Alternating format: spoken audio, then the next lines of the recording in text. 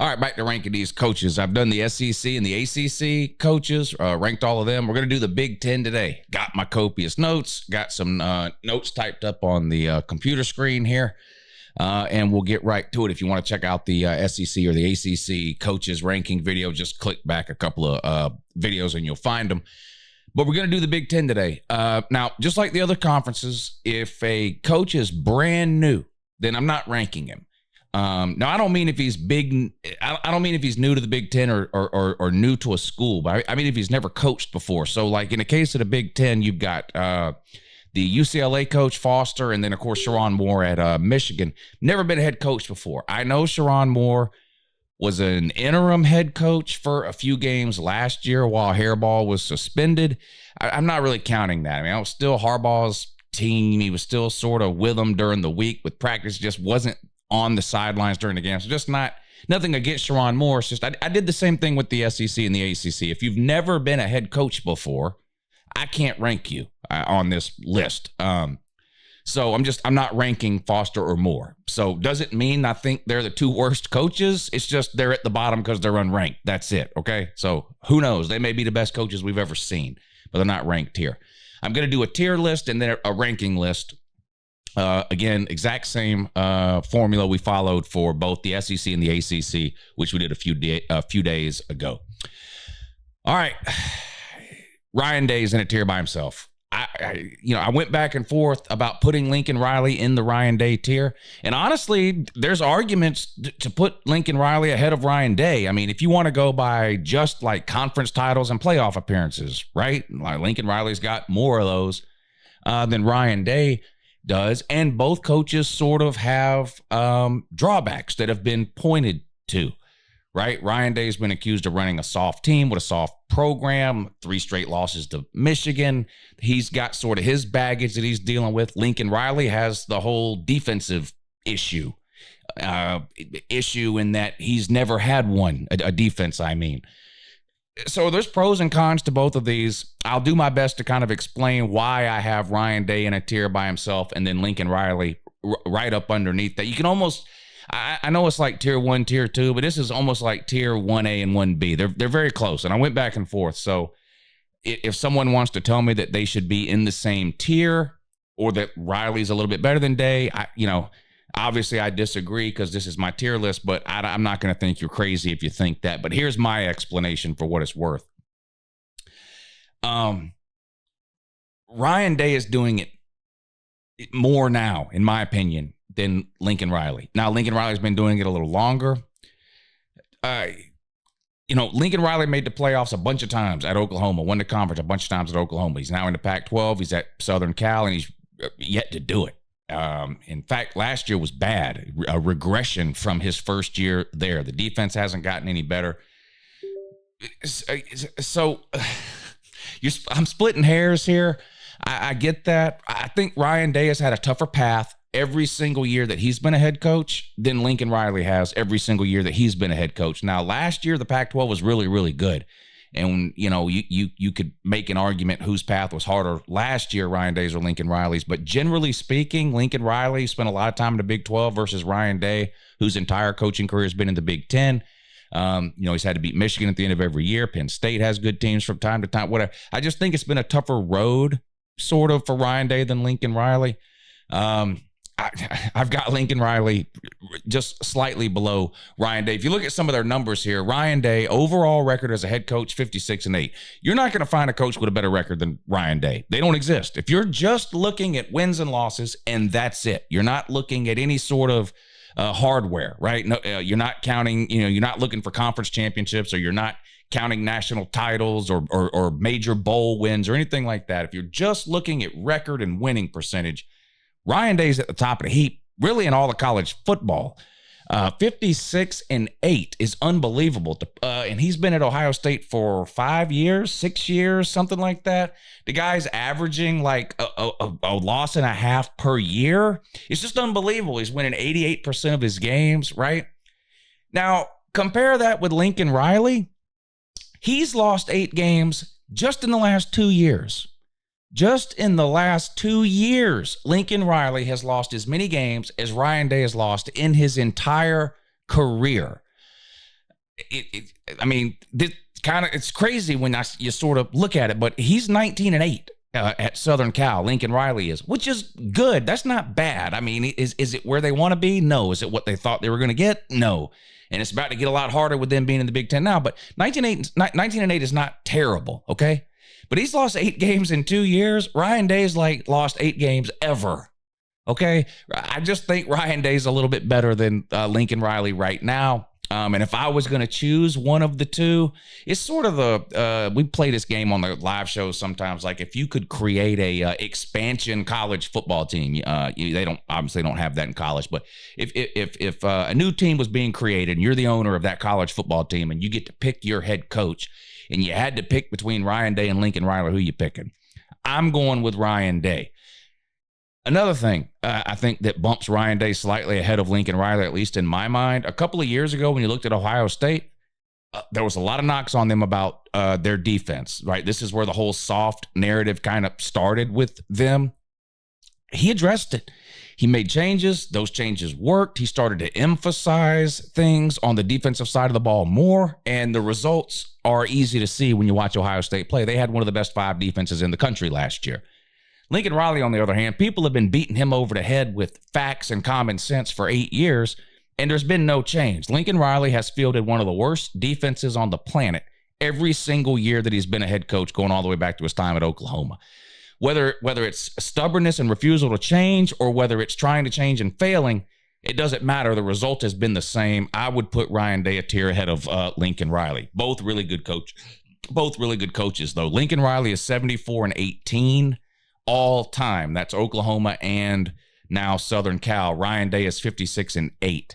And again, if you want to look at just like more recent history, Lincoln Riley 19-8 in the last 2 years at Southern Cal. Ryan Day 56-8 in like 6 years at Ohio State. Is it 5 or 6 years he's been? Maybe it's 5 years. Anyway, Lincoln Riley has lost just as many games in 2 years as Ryan Day has in his career at Ohio State. To me, it's pretty clear Ryan Day in a tier above Lincoln Riley. All right, let's move on. It starts to get a little bit more complicated. In the third tier, I've got Dan Lanning, James Franklin, and Luke Fickell. James Franklin might be one of the most divisive coaches in all of college football. There are people that think he's terrible, never should have been hired, should be fired immediately and never rehired by anybody else again. And then there's idiots like me that can't get it out of my head what I watched him do at Vanderbilt, which was win 9+ games, whatever it was. And James Franklin has suffered from a perception problem. You hear all the time, he's overrated. He's not any good. He can't beat Michigan and Ohio State. A lot of people can't beat Michigan and Ohio State. But the James Franklin is overrated thing, I don't get that, because I've never seen a list anywhere that had James Franklin rated as a better coach than Ryan Day or Jim Harbaugh. Now, Jim Harbaugh's gone now, but we're going back the last 5 or 6 years while Franklin's been at Penn State, and you talk about the pecking order of coaches in the Big Ten. No one has ever put James Franklin ahead of either of those two coaches, Ryan Day or Jim Harbaugh. They've had him after that. Isn't that probably where he goes? I mean, who else in the Big Ten over the last 5 or 6 years has been a better coach than James Franklin other than Ryan Day and Jim Harbaugh, who are consistently ranked ahead of James Franklin? So I don't think James Franklin's been overrated at all at Penn State. I think he's been rated right where he should be. With that being said, it's inexcusable to not have more wins against Michigan and Ohio State in the amount of time that he's been there.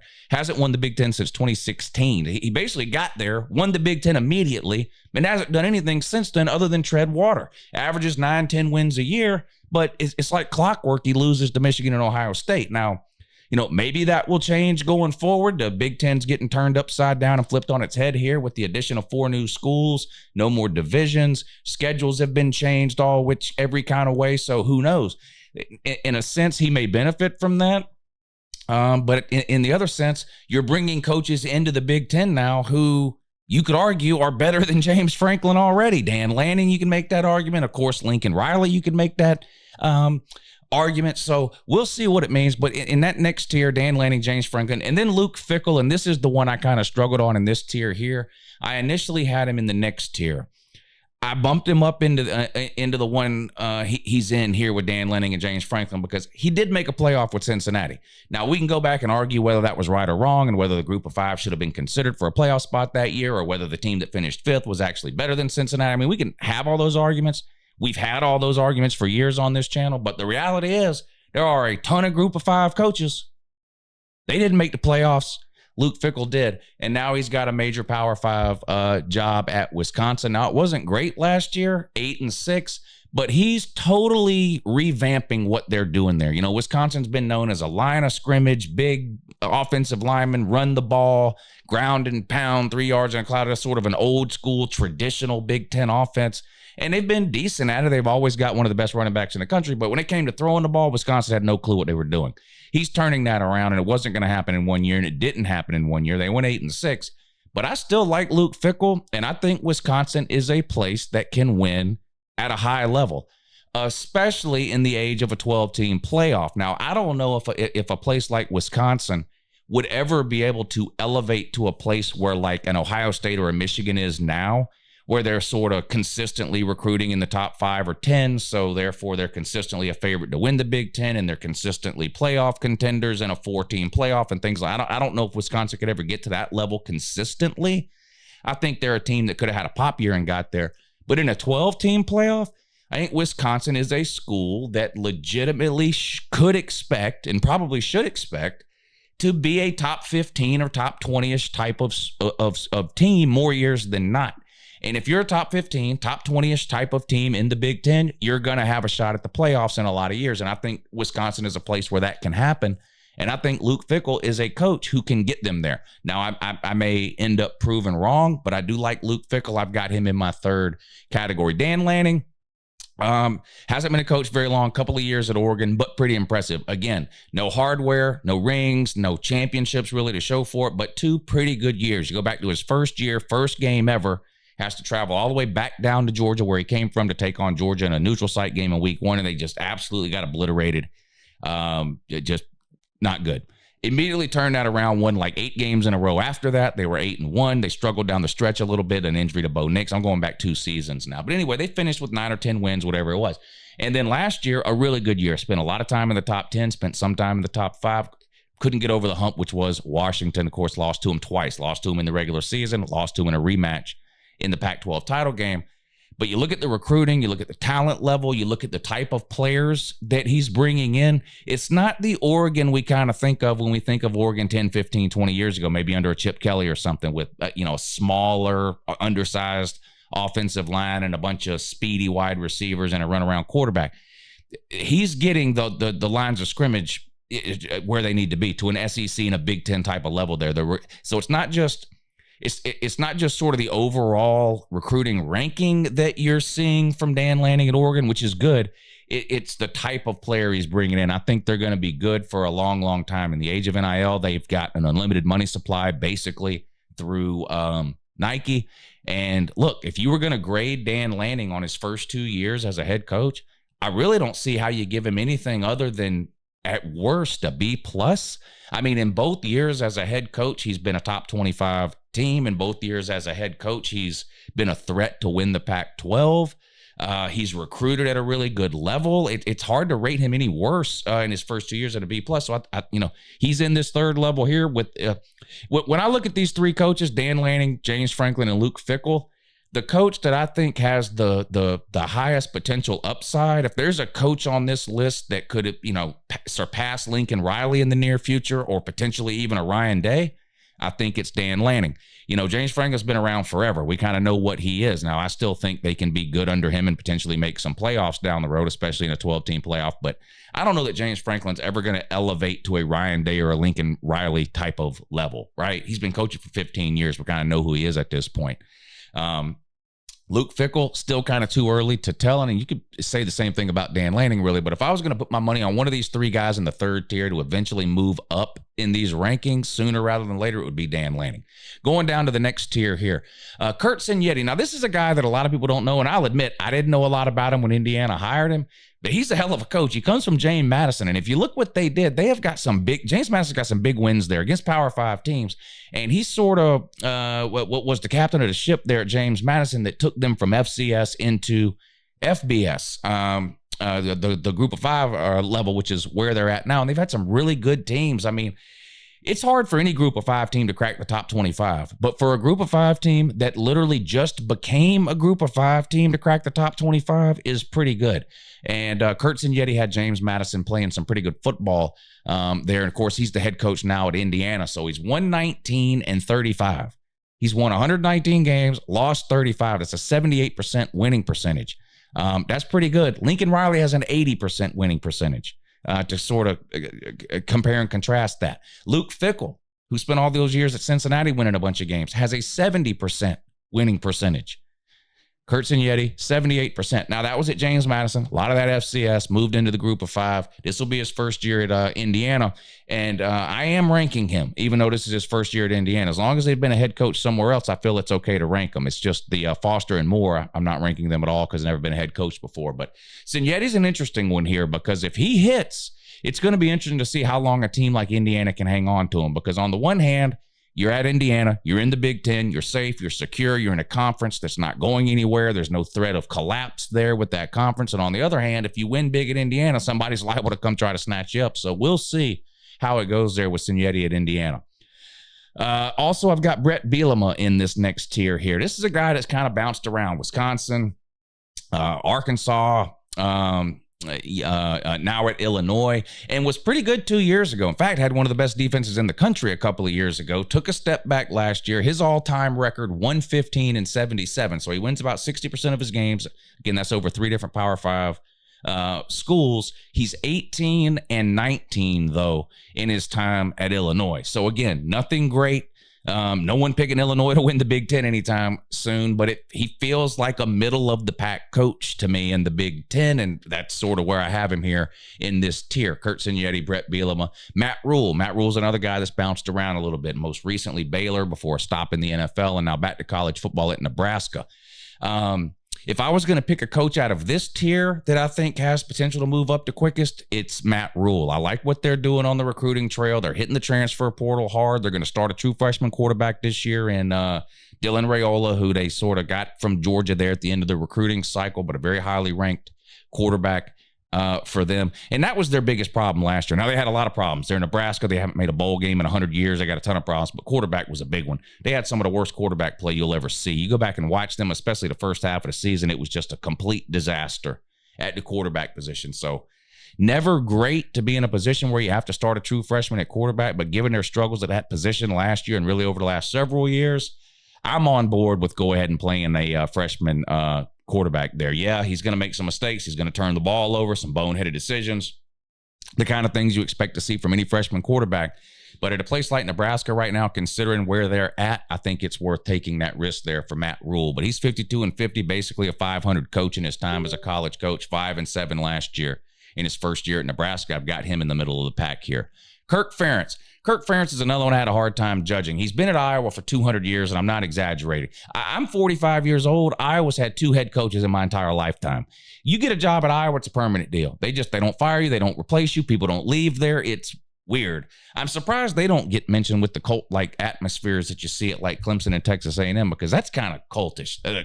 In an age where coaches seem to either get fired after 3 or 4 years or get scooped up after 3 or 4 years, the fact that Ferentz has been there as long as he has is amazing. And he's won a lot of games. He's 208-140. It's pretty good at a place like Iowa, who's never going to recruit in the top 10. They're never going to get the type of athletes needed to consistently compete to win the Big Ten or win national titles, but they win a lot of games. We know their struggles have been on the offensive side of the ball. They've had a good defense the last few years. Kirk Ferentz hired his kid to run the offense. It didn't work. He's gone now.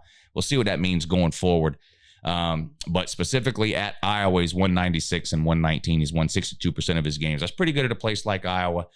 I have Kirk Ferentz in the middle of the list. Now, it's fun to sort of think about, what if Kirk Ferentz had a better job? How much better could he be, considering how well he's done at Iowa? We don't know, and we're never going to know. This guy is Iowa through and through. He's never leaving. He's never coaching anywhere else. So I've got him in the middle of the pack here. And then PJ Fleck from Minnesota, I threw him in there too. Minnesota's one of these teams. There's a couple of teams like this in the Big Ten. They're not great programs. They don't recruit, in the top 10. They're never going to win a national title, most likely. But every once in a while, when you're not paying attention, you look up at the end of the year, and one of these teams is sitting at 10-2 and playing in the conference title game. We've seen it from Northwestern before. We've seen it from Michigan before. We've seen Purdue have pop years like that, Indiana, several teams like that. And then they kind of, fall back by the wayside again. But Minnesota's one of those coaches. PJ Fleck is a popular coach. The media likes him. The players seem to like him. You got the row the boat deal. He's been there for a while now. He's 50-34. So again, nothing extraordinary, but at a place like Minnesota, you're winning 60% of your games. They're pretty happy with him there. And then going on to the next tier here. Now, most of these coaches are either relatively new, or I know so much about them, it's just like, yeah, okay, you just whatever. Yeah, Jonathan Smith, one good year at Oregon State. That's not to take anything away from him. It was a good year he had at Oregon State. In fact, it was so good, he got hired away, and now he's the head coach at Michigan State.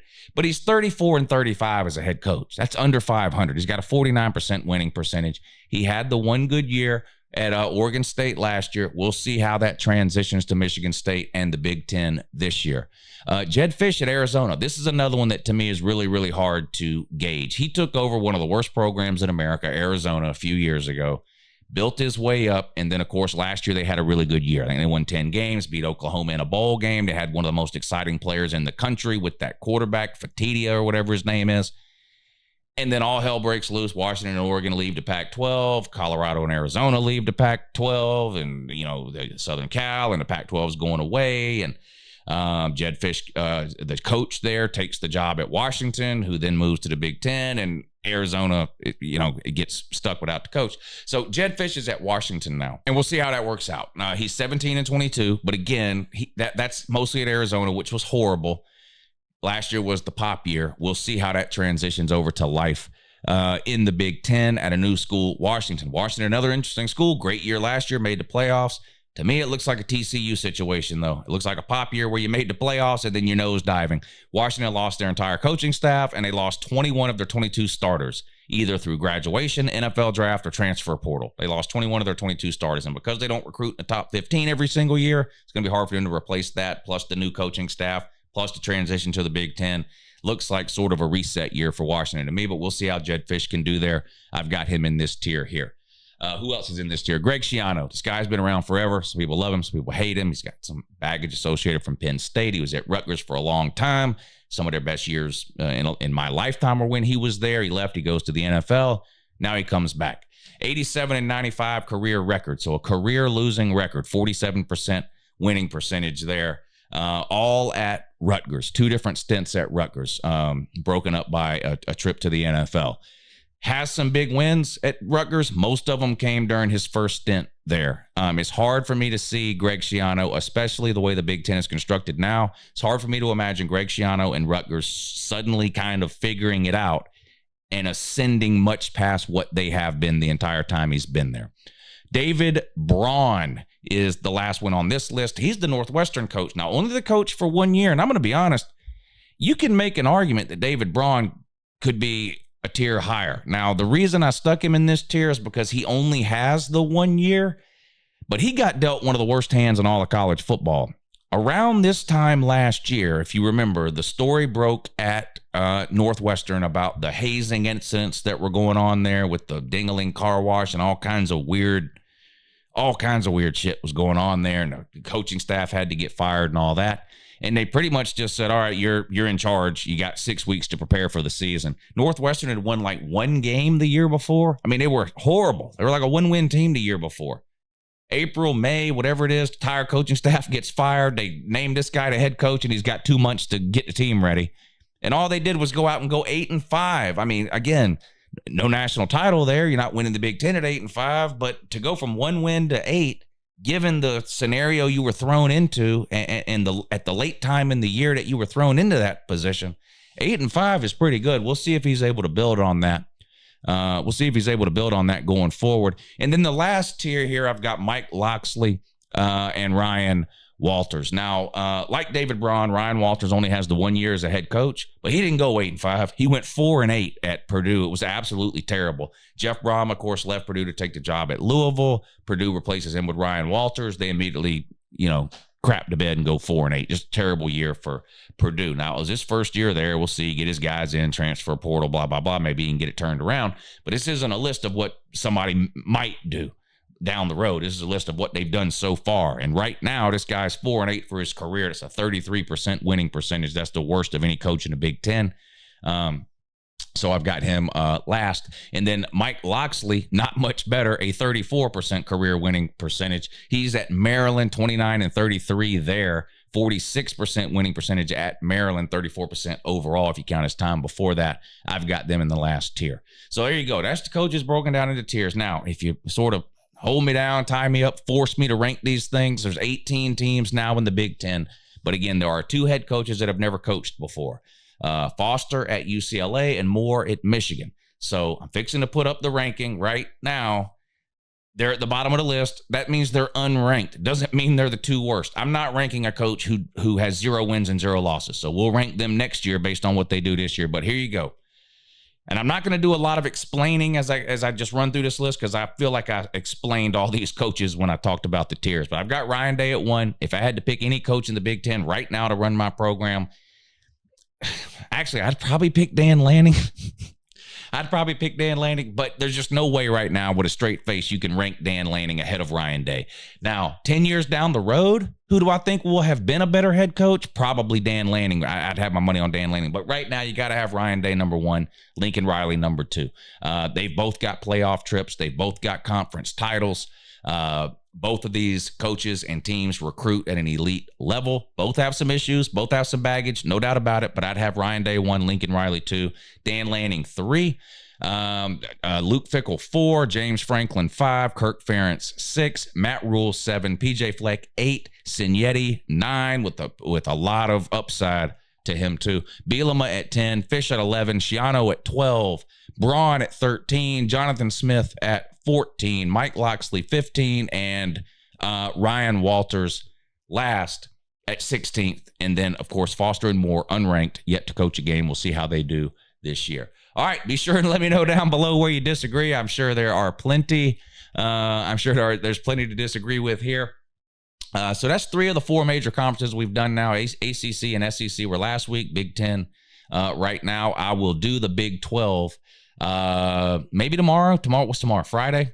Maybe we'll do the Big 12 tomorrow. The NFL draft is tonight. I'll be live. The NBA playoffs are on. The NFL draft. Got Major League Baseball. Maybe we'll take some phone calls and talk some college football. Anyway, come back tonight and hang out. We'll have a good time. But until then, I do appreciate you watching. Make sure you subscribe. Hit the thumbs up.